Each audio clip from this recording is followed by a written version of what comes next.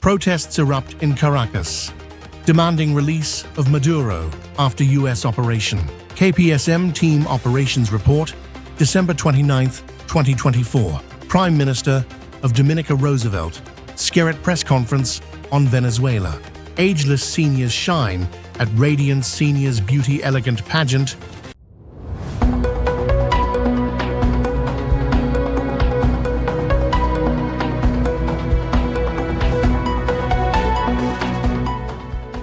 From the island, Sint Maarten, this is SXM Daily News for January 6, 2026. Caracas. Thousands of people took to the streets of the Venezuelan capital on Monday to demand the release of President Nicolás Maduro and his wife, Celia Flores, following their arrest by U.S. military forces and transfer to the United States. Demonstrators gathered near the National Assembly building in central Caracas, waving Venezuelan flags and chanting slogans in support of the detained president. According to pro-government media, protests calling for the release of what they describe as the violently abducted leader and his wife have been taking place since Saturday. The daily newspaper El Universal reported that Monday's demonstration was intended to send a clear message to the international community.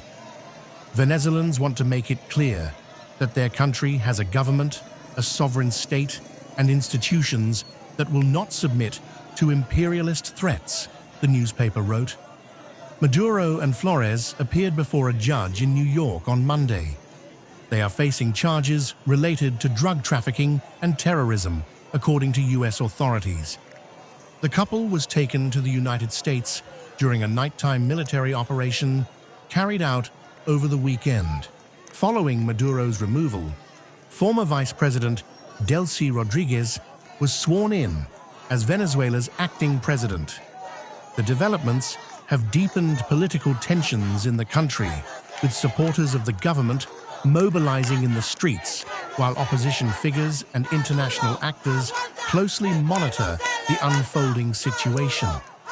The protests underscore the deep divisions within Venezuelan society and highlight the broader regional and international implications of the U.S. intervention, as reactions continue to emerge both inside and outside the country. Delcy Rodriguez says she's willing to cooperate with the United States on the future of Venezuela. Addressing the president on social media, she says Donald Trump, our peoples and our region, deserves peace and dialogue and not war. A significant rowback from her fighting words just hours after the abduction of Nicolás Maduro by U.S. Special Forces. All of Venezuela is activated, and the decree, which has already been signed by President Maduro, the only president of Venezuela. We are ready to defend Venezuela. Vice President and now acting leader of Venezuela, Rodriguez has been a constant ally and advocate of Maduro. She rose in the ranks under his leadership, heading up finance and oil ministries. Socialism runs deep in her veins. Born in Caracas, she's a daughter of left-wing rebel fighter Jorge Antonio Rodriguez. He was tortured and killed in police custody. But she's considered by many a moderate. Put in charge of managing Venezuela's economy, she fought hyperinflation and took the reins of the heavily sanctioned oil industry. Rodriguez is due to be sworn in as Venezuela's next president. The question is, will she choose to cooperate with the Trump White House or honour the decades-long legacy of Nicolás Maduro and his predecessor Hugo Chavez in opposing American interests? The police force of Sint Maarten, KPSM team, has completed another week of targeted operations aimed at enhancing public safety, enforcing the law, and maintaining public order throughout the territory. Strategic deployment. During the reporting period, the KPSM team adjusted its deployment and surveillance planning based on intelligence gathered over the past months. Through this data-driven approach, officers conducted focused operations at known hotspots across Sint Maarten. Preventive measures. As part of these operations, officers carried out preventive searches in accordance with the Weapons Ordinance to strengthen public order and safety. These proactive measures resulted in several significant incidents, arrests, and recoveries. Focus on vehicle identification and license plate. Visibility KPSM emphasizes that officers will continue carrying out traffic controls with specific attention to vehicles displaying license plates covered with dark plastic or other materials that obstruct visibility. Such coverings make it difficult or impossible to properly identify vehicles and are not permitted under the law. During these controls, officers will stop vehicles, inspect license plates, and inform drivers that obscured or altered plates are illegal. Drivers found in violation may be instructed to remove the cover immediately and could face further enforcement action where applicable. These measures are essential for traffic safety, vehicle identification, and crime prevention. Notable incidents: arrest for non-compliance and assault. During a routine check at one of the identified hotspots, an individual repeatedly refused to provide identification despite multiple lawful requests from officers. After being clearly warned that failure to comply could result in arrest, the suspect continued to refuse and verbally abused officers using profane language. The individual was subsequently arrested for failure to provide identification and verbal assault.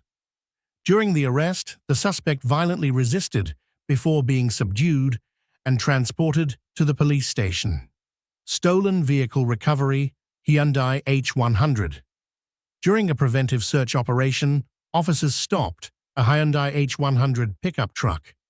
Inspection revealed that the ignition had been forced. After consultation with the information unit, it was confirmed that the vehicle had been reported stolen on the French side of the island. The vehicle was seized and the driver was arrested on suspicion of receiving stolen property. Stolen vehicle recovery, Suzuki APV. During surveillance operations, officers observed a Suzuki APV van behaving suspiciously. When signaled to stop, the driver fled the scene. After a brief pursuit, the vehicle was located abandoned. Officers identified the driver as a known suspect, Delbert Nah. The central dispatcher confirmed the vehicle was registered as stolen. The rightful owner was contacted and the vehicle was returned. Operations summary. Key performance indicators. Hotspots controlled. Multiple known locations. Total arrests, 4. Individuals subjected to preventive searches, 75.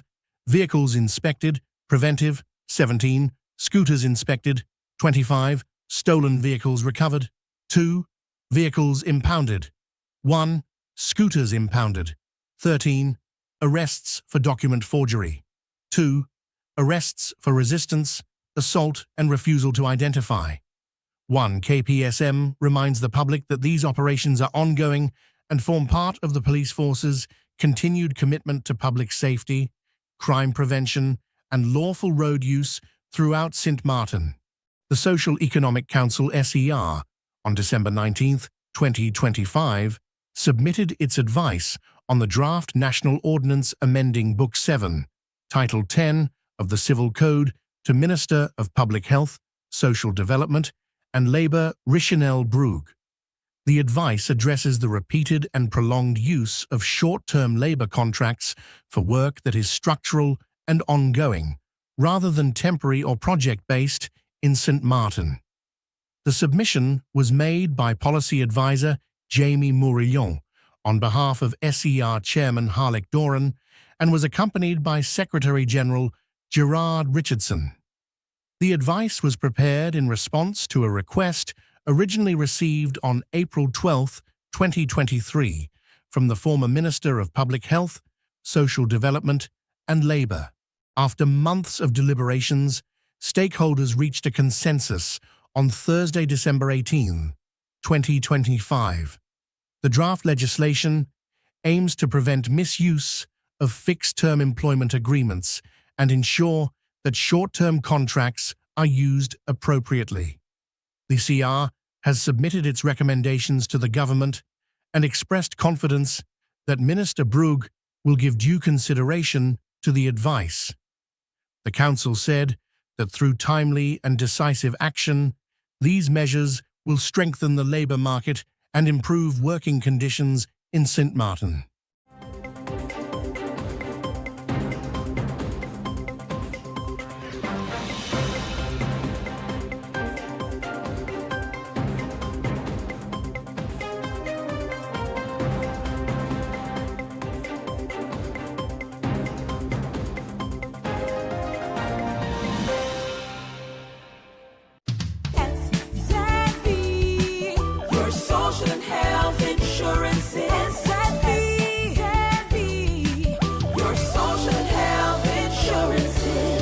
Are you SXM insured? Do you have a valid medical insurance status? SXM is cardless. Request your My SXM account today and enter the virtual office of SXM. Go to sxv.sx and sign up now. SXM, yeah. Your social and health insurances.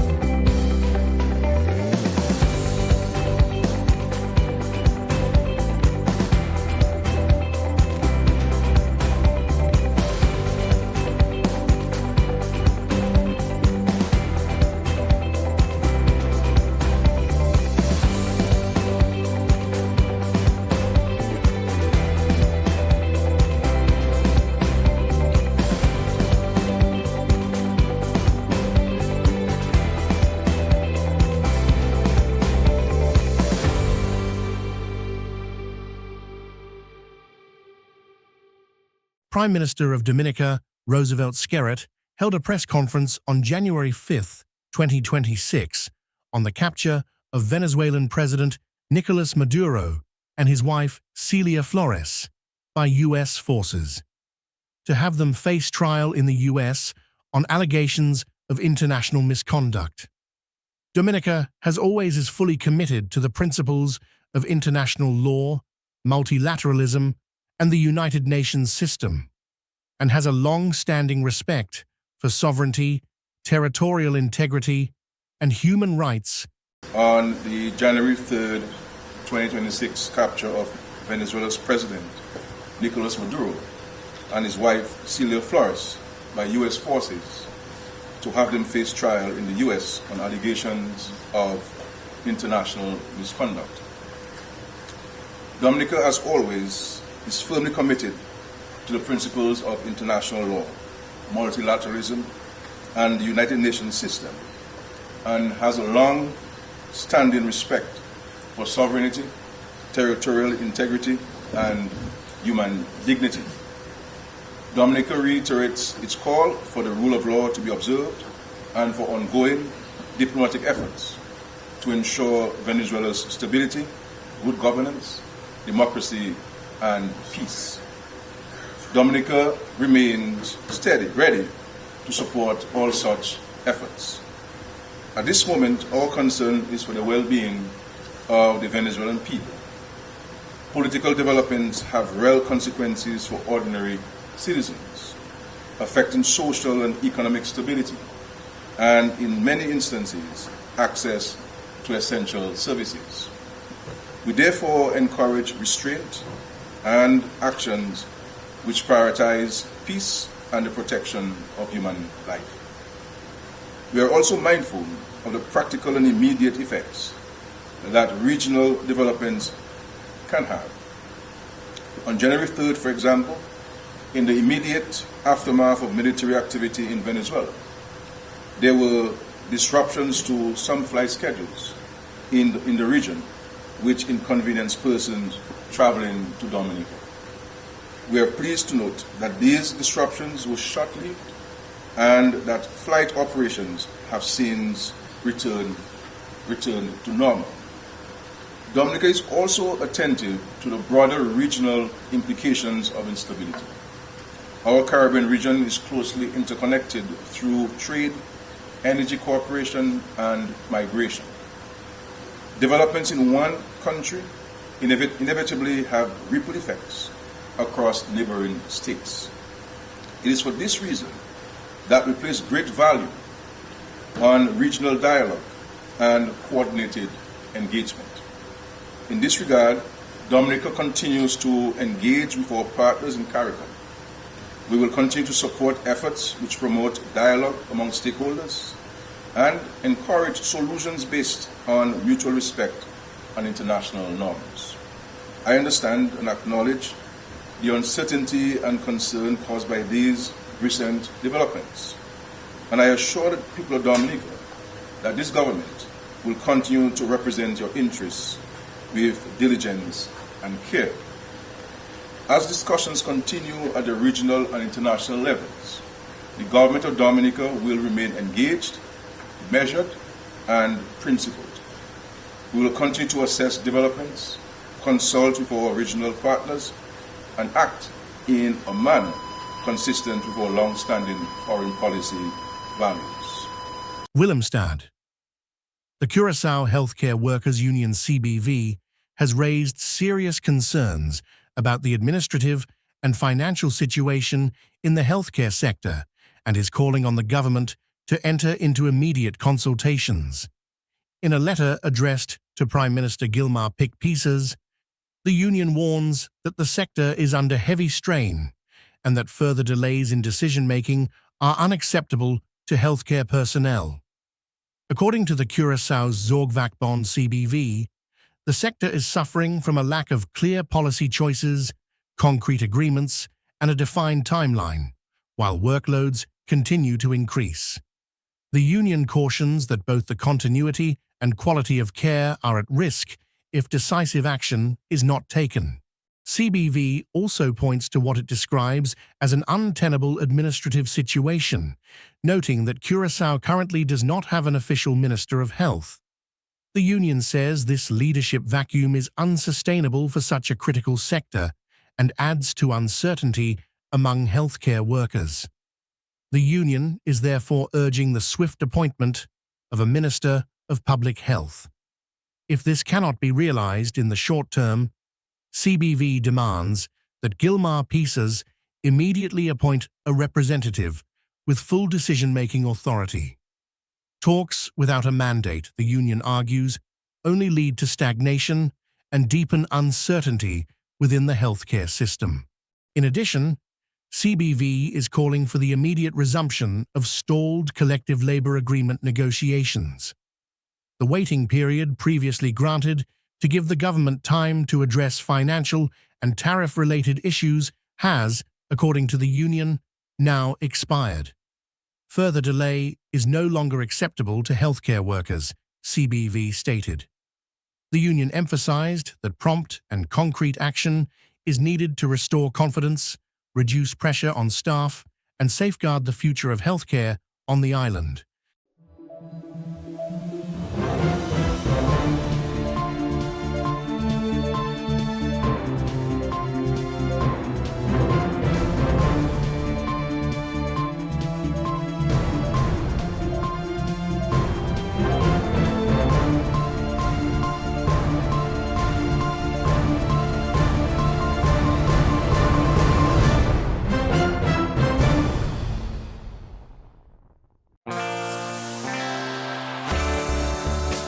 Now for the weather forecast. Today, generally cloudy with intermittent rain showers.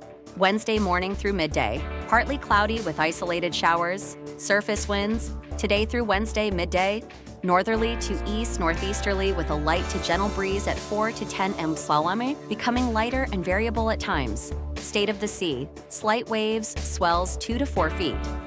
Outlook through Thursday midday, fair to partly cloudy with isolated showers. And now your 3-day forecast.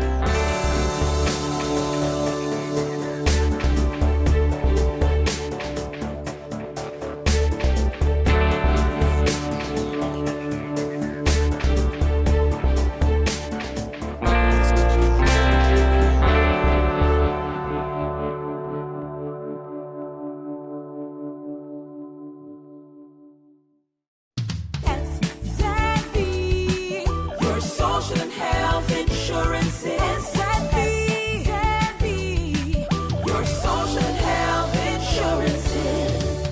SXV insured? Do you have a valid medical insurance status? SXV is cardless. Request your My SXV account today and enter the virtual office of SXV. Go to sxv.sx and sign up now. SXV, yeah, your social health insurances.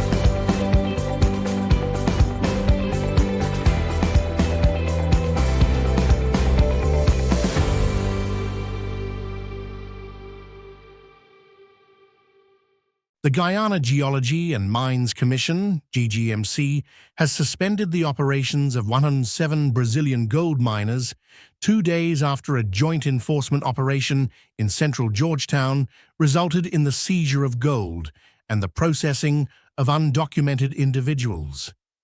In a statement issued Monday, the GGMC said the suspensions take effect immediately and will remain in force until the affected persons engage with the Commission and demonstrate compliance to its satisfaction. The action follows a public notice issued on January 2nd, which required the named individuals to report to the GGMC. The Commission said the suspension covers permissions to operate and any related authorizations and was issued without prejudice to any further regulatory or enforcement action it may lawfully pursue. Most of the miners listed in the notice provided addresses in Georgetown, with a smaller number from Bartica. The Ministry of Natural Resources declined to disclose the quantity of gold seized during the operation, which involved the GGMC, the ministry's compliance unit, and the Guyana Police Force. This initiative is a part of our ongoing efforts to combat illegal mining and the trading of precious metals in our country, the ministry said. During these operations, several undocumented individuals were processed, gold was seized, and the verification of persons of interest was successfully completed. The government reiterated its zero-tolerance stance on illegal mining, warning that similar operations will be carried out nationwide to enforce compliance with mining laws and regulations. The ministry said it will continue working to protect Guyana's environment and uphold the rule of law, while urging the public to report suspicious mining or trading activities. Buddhist Compassion Relief, Tzu Chi Foundation provided food and essential items to 160 families, which is expected to benefit approximately 480 individuals during its 27th and final cul-de-sac relief distribution of 2025 on December 28th. This marks more than 2 years and 4 months of continuous monthly support to the cul-de-sac community. The distribution took place at the Tzu Chi Center in cul-de-sac, where families received 160 bags of love rice, 10 kg each, 160 bottles of cooking oil, 1 liter each, 320 packs of dry peas, 1 libby each, 320 packs of pasta, 1 libby each, and 160 cans of Christmas butter cookies. 28 volunteers participated, including U Tuntus, commissioners, 6 training commissioners, 7 training volunteers, and 13 community volunteers, reflecting strong teamwork, training outcomes, and community involvement. Despite personal hardships, recipients returned US $266.70 in bamboo bank donations, demonstrating gratitude and a spirit of giving back. Several recipients shared personal stories, including a Haitian woman whose husband recently underwent a foot amputation, leaving the family without income, and local seniors who expressed appreciation for Tzu Chi's long-term service. A Spanish recipient said he had been receiving assistance for several months and hoped Tzu Chi could continue helping him and others in St. Martin. New volunteer Susanna, inspired during a Tzu Chi reunion on December 14th, joined the relief activity as a photographer and videographer.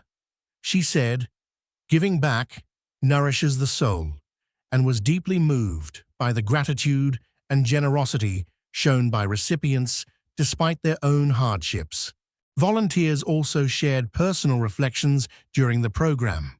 Sister Carolina spoke about the teaching of Master Cheng Yen, explaining that obstacles are like rocks being thrown at us, and that moving forward with purpose prevents repeated suffering.